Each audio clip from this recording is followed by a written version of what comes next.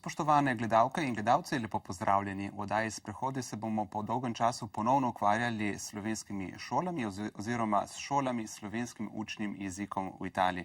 Z mano v studiu sta gosta, pozdravljan Primoža Stranja, ravnatelja izobraževalnega zavoda Jožef Stefan iz Trsta in Igorja Giacominija, novega načelnika Urada za slovenske šole pri Deželnem šolskem uradu za Furlanije-Julijsko krajino. Dobrodošle.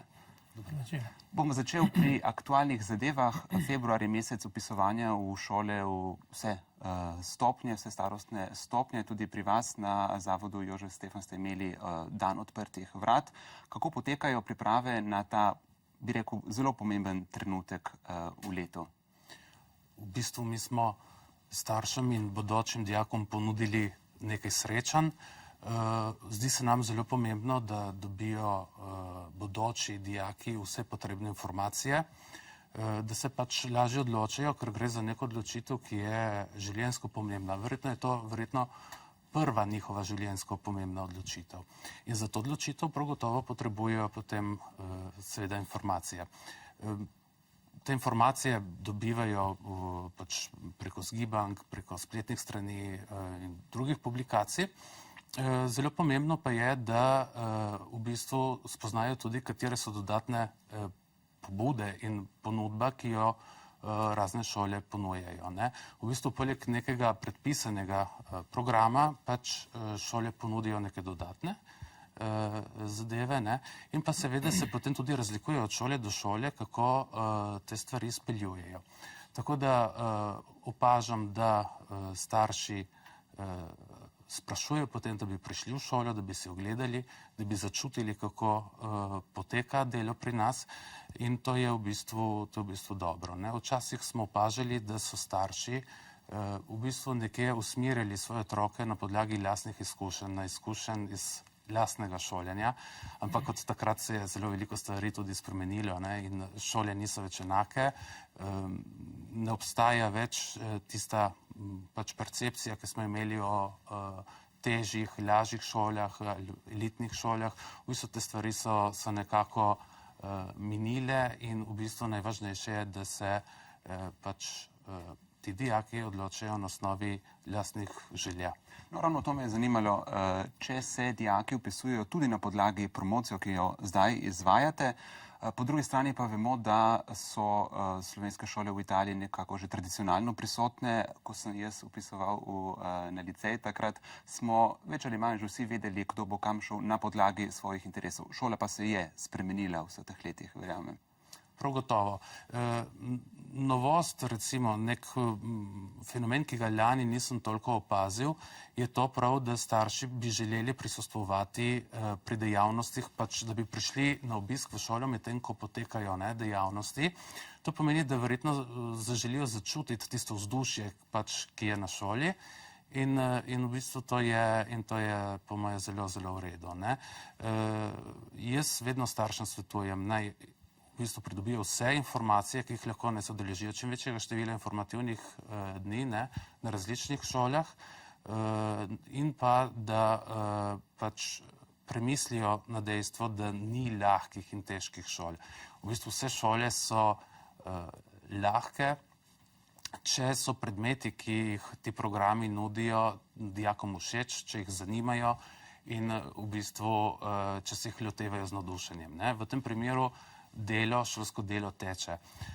Če pa seveda se dijaki napačno odločajo, potem pa je gotovo katerakoli izbira lahko pripelje do pač nekega mučnega doživljanja šole.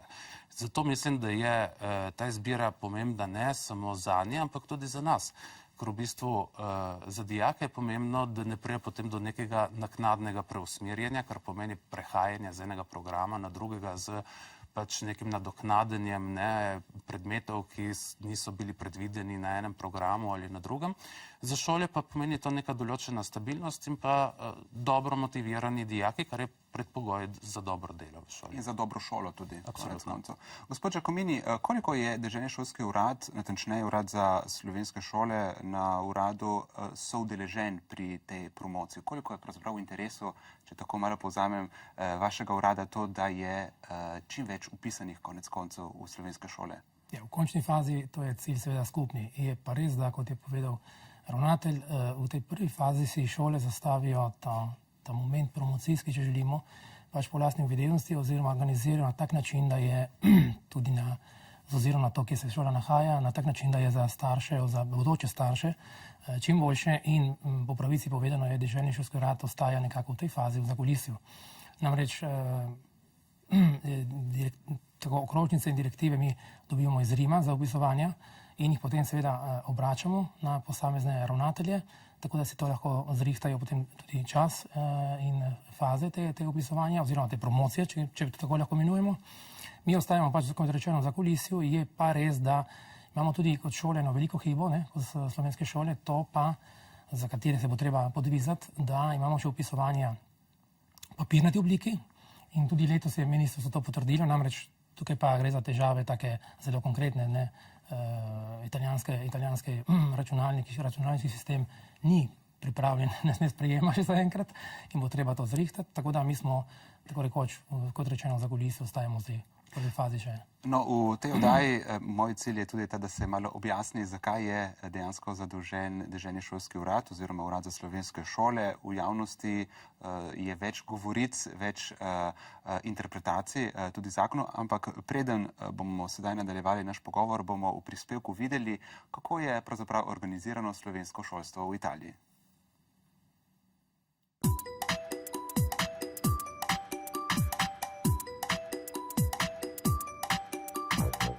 Vrtce in šole s slovenskim učnim jezikom v Furlaniji Julijski krajini obiskuje v letošnjem šolskem letu 4200 učencev. Skupno je na Tržaškem in Goriškem 14 ravnateljstev ter dvojezična šola v Špetru.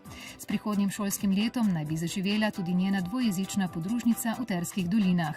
V zadnjem desetletju obiskuje slovenske šole v Italiji vse več otrok, ki jim slovenščina ni prvi jezik. To je pravzaprav edini prostor, kjer se lahko slovenščino tudi učijo. In je zato predvsem treba razmišljati o drugačnih modelih učenja in poučevanja. To je najbolj poreče gotovo v predšolski stopnji in na razredni stopnji, kar je v Italiji osnovna šola. Pomembne so zato obšolske dejavnosti, kulturna in športna društva, dijaški domovi, kjer so otroci bolj celostno vpeti pri uporabi slovenskega jezika tudi zunaj pouka. Dodatnih ur ni, predvsem se diferencira in individualizira sam pouk. Razmerja so pa zelo različna, od ene šole do druge. Razlika je seveda, če je to specifično mestna šola, tam boste imeli več neslovensko govorečih otrok, tudi na obrobju, tako kot je recimo na Goriškem šola v Romjanu ali pa v Miljah tudi. Se pravi, specifike so zelo različne, nekega modela ni. Jezikovni izziv je tudi eden večjih na višjih srednjih šolah. Drugi izziv, s katerim pa se predvsem v zadnjih letih srečujemo, je v bistvu logika velikih številk, ki so jo prinesle razne šolske reforme v Italiji. V bistvu tej logiki nekako sledi ves način financiranja redne dejavnosti šol in pa dodatne vzgojno-izobraževalne ponudbe. Tako da je v bistvu bogatost naše vzgojno-izobraževalne ponudbe nekako izraz požrtvovalnosti naših profesorjev. Državni izobraževalni zavod Jožef Štefan iz Trsta je po reformi prešel iz poklicnega v tehnični zavod. Letos bodo tako imeli še zadnjič poklicno maturo.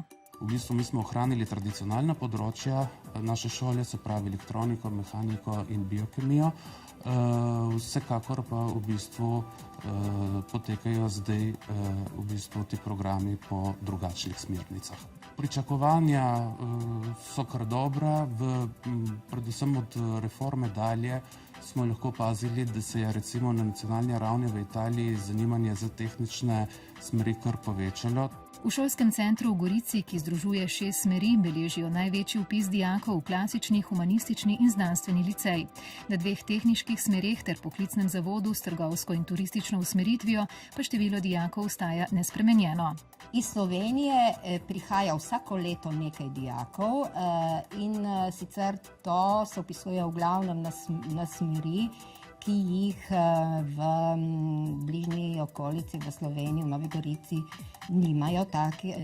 Vsako leto je nekaj dijakov, ni več masovnega vpisa, kot je bil pred leti. So pa dijaki, ki so bolj motivirani konkretno za tisto določeno smer. Še veliko je odprtih vprašanj, ki zadevajo slovenske šole v Italiji, opozarjajo v sindikatu slovenskih šol, v katerem si prizadevajo, da bi postali enakopravni vsedržavnim sindikatom.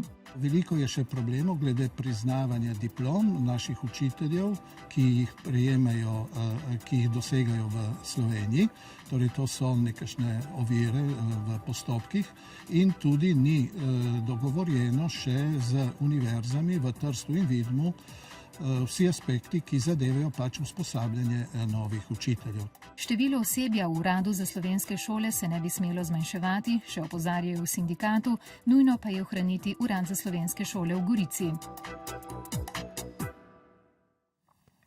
Tako torej, to je bil kratek povzetek. Videli smo, da je slovenska šola v Italiji zelo živa in živahna, bogata z različnimi programi, seveda tudi veliko izzivov.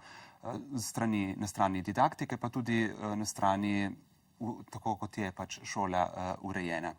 Gospod Giacomini, bi nadaljeval kar z vami. Decembra, se pravi pred dobrim mesecem in pol, mogoče ste bili imenovani na novo na čelo Urada za slovenske šole na Deželnem šolskem uradu za Furlanijo Julijsko krajino. Ustanove in tudi drugi šolniki so pohvalili dejstvo, da prihajate pravzaprav iz nešolskega sveta oziroma vaša pravniška izobrazba je bila za večino zelo pomembna. V prejšnjih dneh sem se pogovarjal z različnimi ravnatelji, vsi so izpostavili to in povedali, da so tako figuro, kot ste vi, krvavo potrebovali na Deželnem šolskem uradu. Zakaj? Kaj počne pravzaprav pravnik na uradu?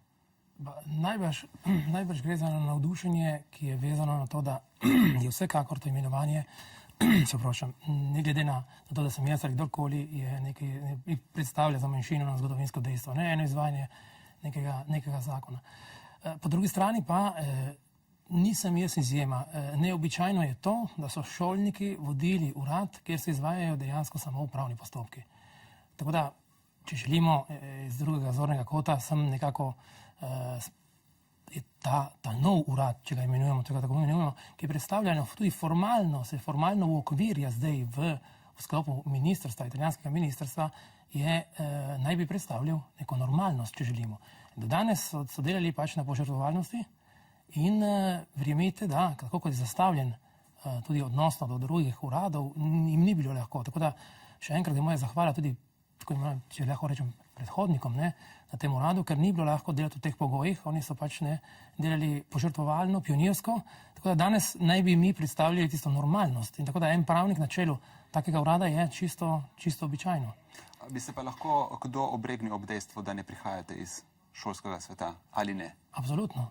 Absolutno, zato ker so, kot sva se prej menila pred oddajo, pred kamerami, logika naša, ki nas vodi, birokracija, ki tako zaznamuje pravnike, ampak upravni svet je nekoliko skregana s šolstvom.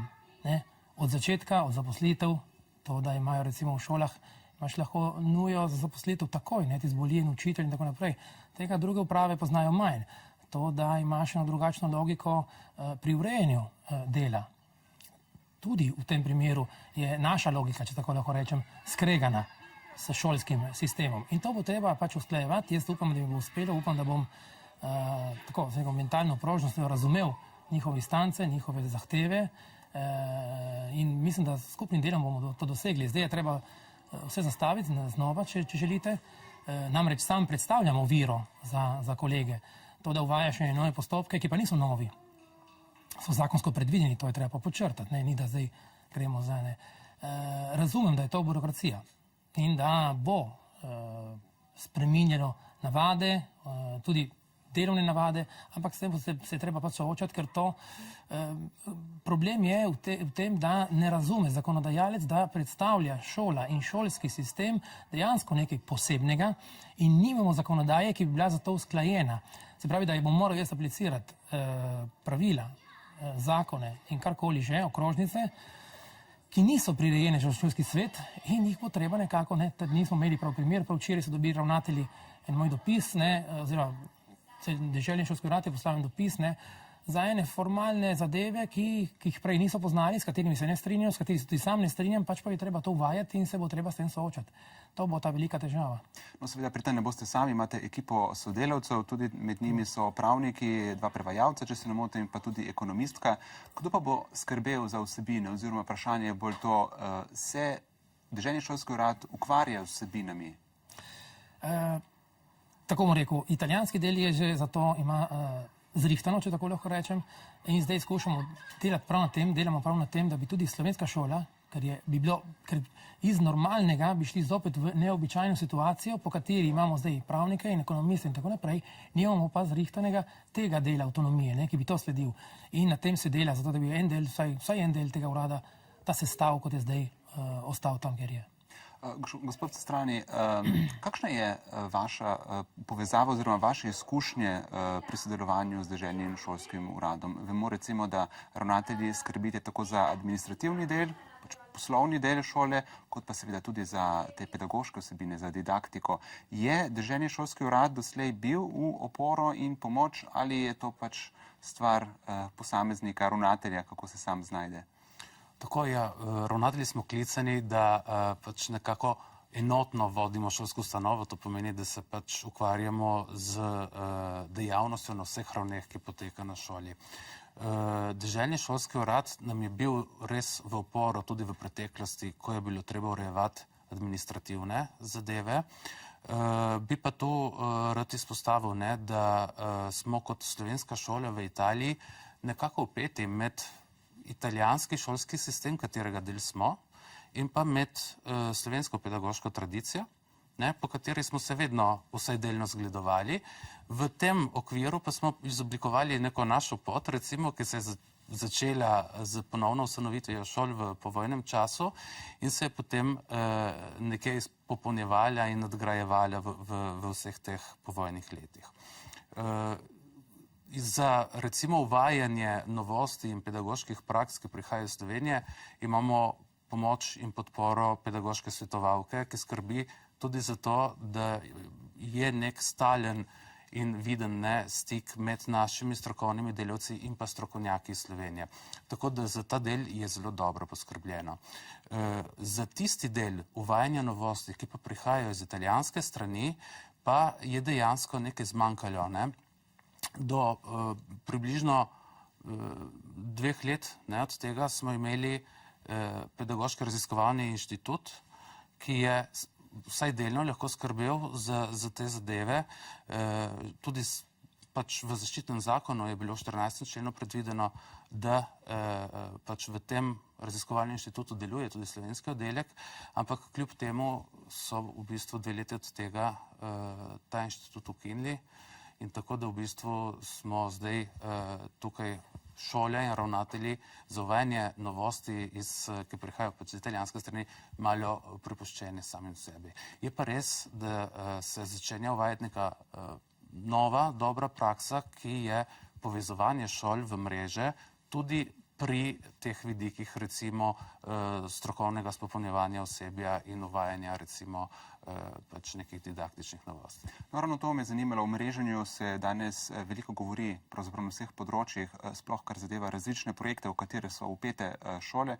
Obstaja neko formalno ali neformalno sodelovanje med ravnatelji slovenskih šol v Italiji in tudi z ostalimi šolami? Absolutno, ja. Dekret, pač, ki je uvedel šolsko avtonomijo pred 14 leti, je to eksplicitno predvidel in v bistvu šole se tega inštrumenta kar poslužujejo. Med slovenskimi šolami, tudi iz različnih stopenj, je stkana kar gosta mreža, pravzaprav je več mrež, ki so namenske, se pravi za posamezne namene šole sklenejo med sabo nek mrežni dogovor in na ta način skupaj koristijo neke usluge in pa lahko združijo recimo skromna sredstva, ki imamo na razpolago, da dosežemo neke boljše in višje cilje. Vrnil se bom gospodu Giacominiju. Zdaj smo govorili o šolah na Tržaškem, Goriškem. Seveda šola edina zdaj šola v Videnski pokrajini, to je špetrska dvojezična šola in morebiti tudi nova dvojezična šola v Terski dolini, bodo imele nek poseben status oziroma obstaja velika razlika v organizaciji, pa tudi v didaktiki obeh šol. Vi ste tudi izpostavili v imenovanju različnih intervjujih, tudi da boste delali tudi za te šole, seveda, ker ste za to poklicani. A se vam zdi, da so tri pokrajine, da se te tri pokrajine precej, mogoče preveč razlikujejo med sabo? Šole so vsi različne. Kako, oziroma kakšna je vloga sploh deželnega šolskega urada pri odprtju recimo nove šole v Bardu? Včasih ne pozabimo v bistvu, da gre predvsem v določenih trenutkih za politična vprašanja, za katere vaš urad ni pristojen. Tako je, v prvi instanci, v prvi fazi, ko smo zdaj vidimo tudi za Bardo, smo pred mesecem, niti ne 27. decembra, je deželna uprava sklenila, da se gre v to pot in to zato, ker pač gre za pristojnosti, se pravi, da tako odpiranje, če tako lahko rabim zelo vulgarno ta izraz, odpiranje šol je pristojna deželna uprava, ne pa deželni šolski urad. Deželni šolski urad pa rihta seveda osebje, se pravi učno osebje in v tem primeru tudi neučno osebje. Tako da tako bi rekel, naša pristojnost je dejansko zelo okrnjena, če tako želimo. Mi bomo morali izrihtati preko Rima, pač, da nemoteno steče pouk, če je to pač izbira drugih, v tem primeru deželne uprave. Kar se pa tiče tega deželnega teritorija, se pravi celovitosti tega našega teritorija, jaz mislim, da je to, da so naše šole tako različne, ker so, kot so, že od začetka, kako so nastajale na tržaškem šole, kako so nastajale na Goriškem, kako so potem nastale v Špetru, kako je nastalo v Špetru. Se pravi, vsaka pokrajina dejansko ima eno lastno zgodovino. To je pa mene ne skrbi, to je dobro, to je tista živahnost, tista ki daje naši šoli poseben tudi prizvok, če želimo. Ne? In ki postane tudi v končni fazi interesantna za otroke oziroma za starše, ki upisujejo. Ne? To je tipično za našo šolo, da smo precej različni v didaktiki, če želimo. Torej imamo dvojezični sistem, enojezični in tako naprej, ampak tudi zgodovinsko, ne? Ker vemo, da na tržaške in goriške šole, tiste starejše, ne, so nastajale pač na zelo različni fazi spravnega vidika. Ne? In pač Špeter postavlja pa absolutno razred zase. Pa to ni problem, recimo, ne postavlja nekakšno težavo za deželni šolski urad. No, zagotovo pa vse te šole imajo nekaj skupnega, to je slovenski jezik. Pravimo vedno, tudi taki, ki se šolstvo ne ukvarjamo, da so slovenske šole v Italiji steber, eden od stebrov naše manjšine, ravno zaradi slovenščine. Pravimo namreč, da so šole s slovenskim učnim jezikom, kar je seveda zelo pomembno. Osnovne šole pa v vrtcih se z vprašanjem jezika precej ukvarjajo. Vemo, da dejstvo je že vsaj 20 let, če ne več, da imamo porast števila učencev, ki prihajajo iz tako rekoč neslovenskih družin, se pravi starši niso slovensko govoreči, slovenščina ni njihov prvi jezik, kot smo slišali v prispevku. Pa vendar si predstavljam, da je recimo v primeru vašega zavoda ta poudarek na slovenščini mogoče bolj na ti slovenščini, da je strokovnem izrazoslovju. Ali se motim? Mislim, da je slovenščina širši problem. Je širši problem, ker v bistvu presega samo neke določene stopnje šole. To je v bistvu vprašanje celotnega našega šolskega sistema, ki imamo Slovenci v Italiji, in je seveda ključno vprašanje za našo narodno skupnost. Tisto, kar verjetno res manjka, je nek sistem, neka celovitost. Se pravi, na šolskem področju to pretakanje dobrih praks iz ene stopnje šolanja v drugo, neko bolj intenzivno sodelovanje učnega osebja, ki se s tem ukvarja med različnimi stopnjami šolanja. Mislim, da kot celotna skupnost se včasih z problemom slovenščine ukvarjamo preveč sektorialno. Mislim, problem slovenščine pri nas je večplasten. To ni samo jezikoslovni problem, to je družbeni problem, politični, zgodovinski in tudi psihološki, če hočemo. Tako da potem včasih pač gledamo na to zadevo samo z enega zornega kota, dobimo neke parcialne odgovore in imamo občutek, da smo na mrtvi točki. In problem je ta, da šole se ne morejo dovoliti mirovati na področju slovenščine. In v bistvu zato smo se tudi mi na sekundarni stopni odločili, da začnemo intenzivno delati, zato da bi v bistvu izboljšali stanje slovenščine na naših šolah. Konkretno na šoli, ki jo vodim, smo izoblikovali delovno skupino, ki jo sestavljajo profesorice, ki poučuje slovenski jezik in književnost. Poiskali smo pomoč zunanjega strokovnjaka, izvedenca. Skupaj pregledujemo učne načrte, postavljamo nove, višje standarde, bolj zahtevne, bolj ambiciozne in v bistvu zdaj iščemo neko pot, neko strategijo, kako bi te standarde potem tudi dosegali. Zdaj po 1 letu in pol, ko se že s tem ukvarjamo, se počasi bližamo neki, kako bi rekel, skoraj dokončni obliki in ko bomo do tega prišli, je pač tudi naša želja, da bi to zadevo predstavili tudi ostalim šolam in na ta način pripomogli vsaj delček k vprašanju, ki verjetno, s katerim se bomo še kar precej dolgo ukvarjali. S katerim se moramo verjetno ukvarjati. Gospod Giacomini, slovenščina v javni upravi, to je tudi eno od odprtih vprašanj, včasih je ni, kako je na deželnem šolskem uradu? Urad deluje popolnoma dvojezično, se pravi, da ni težav z tega vidika, kot je normalno, da deluje, se pravi, da kdorkoli, ker tukaj že govorimo na splošno, ne samo na to, da je referenčni urad za šolstvo, ne, pač pa na splošno, kdorkoli bi pač želel imeti sogovornika Slovenca, je jasno, da dobi pri nas popolno odprtost, bodi si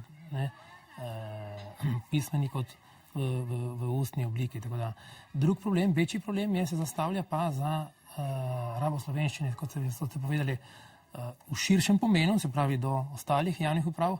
Sicer je bila zdaj dežela tudi nekaj rešila v začetku decembra z enim odlokom predsednice, ker je nekako dokončno definirala to, da koncesionarji javnih storitev so dolžni izvajati to tako rekoč jezikovno vidno dvojezičnost, če tako lahko rečem.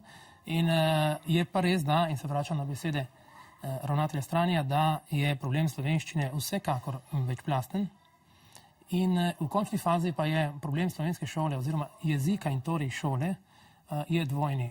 Najprej se moramo mi zamejci vprašati, Slovenci, kaj želimo od naše šole in v končni fazi pa je problem vsedržavni. Namreč prav v teh dneh je tudi minister omenjal ta problem, da mora država razumeti, kakšno vlogo ima šola v civilni družbi in koliko je ta ustanova pomembna, če je sploh še pomembna. Zato je slovenska šola v Italiji še 2-krat izpostavljena, ker plačujemo mi sami v prvi fazi ta problem, da moramo sami sebe reševati. Po drugi strani pa mora družba kot taka razumeti pomembnost in delo, garaštvo ljudi, kolegov, kot je ravnatelj, ki eksperimentira na lastni koži, ne da bi zato bil tudi imel strani najbrž tudi nas, tudi deželnega šolskega urada, tiste prijeme, tiste inštrumente, tista navodila, tako da to bo treba vsekako rešiti in seveda bomo skušali, mi ne bomo skušali seveda pomagati z didaktičnega vidika, kar se tiče pa upravnega vidika, upravnega dela, bomo skušali ravnatelja spremeniti v največji meri, da bo pač delo na šolah steklo, kot mora biti, ne pa da se ukvarjajo s papirji in s kolki. No, ravno z enim političnim, po mojem vprašanjem, sem hotel zaključiti ta pogovor. Večkrat se v družbi sprašujemo, kakšno šolo potrebujemo, kakšno šolo bi radi. Za našo slovensko skupnost v Italiji je to še 2-kratni problem, ker nekoč je bila ta šola, tako bom rekel, nacionalno predznačena. Učili smo se, France Prešeren je naš največji pesnik bil. Danes se poudarja jezik, slovenščino. Pomembno je zdaj v vseh teh evropskih okvirih poudariti tudi medkulturnost, ker je pač večkulturnost že dejstvo. Kakšne šole si mi želimo oziroma kdo bo o tem odločal? Recimo slovenske zamejske ustanove so se oglasili, ko ste bili vi imenovani, marsikdo se oglaša, mediji tudi. Kdo pa mora odločati o tem, kakšno šolo bomo imeli oziroma bi radi imeli? Mogoče šolniki? Pravzaprav nekatere spremembe, ki so v bistvu spremembe družbe in se potem nekako počasi prenašajo tudi na šolsko področje, se bodo zgodile tudi mimo naše volje. V bistvu večkulturnost kot neka konkretna danost je realnost, ki jo doživljamo in je realnost, ki jo doživljamo tudi v šoli. Zdaj zadnji podatek sicer izhaja z leta 2010, ampak poleg slovenščine in italijanščine je bilo takrat na naših osnovnih šolah prisotnih še drugih 14 jezikov. Tako da to se bo itak dogajalo, ker je slovenska šola v Italiji državna šola in se pravi javna šola, ki ne more pač izbirati svojih uporabnikov glede na, barvo kože ali maternega jezika. Taka šola v bistvu mora biti absolutno medkulturna, se pravi, mora promovirati sprejemanje različnosti in mora pripravljati tudi učence, dijake, se pravi, bodoče polnopravne člane naše družbe, da bodo pridobili tiste družbene spretnosti, ki jim bodo omogočili, da bodo v taki družbi lahko tudi živeli. Jaz mislim, da ta dva vidika samo po sebi ne ogrožata slovenskosti naših šol. Tisto, kar bi lahko ogrožalo slovenskost naših šol, bi bila nesposobnost sprejemanja pravih odločitev. Ne moremo si dovoliti, da bi v nekih spremenjenih razmerah ravnali tako, kot smo ravnali doslej, da bi opravljali iste izbire, da bi ponujali učencem ista gradiva in iste pristope, ne glede na njihovo predznanje jezika. To bi bilo katastrofalno.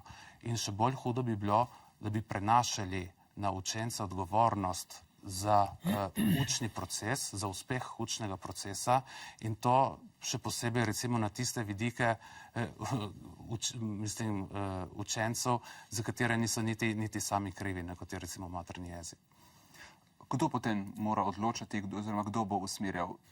Posamezne šole, mogoče skupnost ravnateljev, mreža ravnateljev? Jaz mislim, da moramo zbrati dobre prakse, moramo pogledati, kaj so prinesle dosedanje raziskave in česa niso še prinesle. Se pravi, verjetno bo določene stvari treba še podrobneje razumeti. Ko bomo imeli te podatke, je najboljše, da se pač na neki empirični osnovi potem odločamo. Dobro je, da je tukaj neko sodelovanje, ki je izraz nekega širšega teritorija, zato ker so v bistvu situacije od šole do šole, od kraja do kraja precej različne. Tako da mislim, da tukaj gre za neke strateške, dolgoročne odločitve, ki pa morajo prihajati v bistvu od tistih, ki so vsak dan v prvi vrsti, in to je učno osebje, preko ravnatelja in potem do pač šolske administracije kot take. Žal nimamo več časa na razpolago, pa me zanima še na koncu samo to. Vidite vi v tem procesu, mogoče tej pomoči, tudi eno vlogo Deželnega šolskega urada oziroma Urada za slovenske šole, mogoče pri pomoč v obliki učbenikov, didaktičnih pripomočkov? Absolutno, ker se moramo zavedati tudi mi, čeprav smo birokrati, kot se sam imenujem, se moramo zavedati teh družbenih sprememb, o katerih je bilo rečeno. In najbrž je bilo v manjšini do danes dovolj, da smo potiskali te probleme v šolo, in tam smo reševali. Zdaj tega ne moramo več sami, bo treba več akterjev, med katerimi je Deželni šolski urad najbrž bistven, tudi glede na novo vlogo, oziroma ki jo ima v sklopu ministrstva. Hvala lepa za obisk v studiu. O šoli in o slovenskem šolstvu v Italiji se bomo zagotovo še pogovarjali.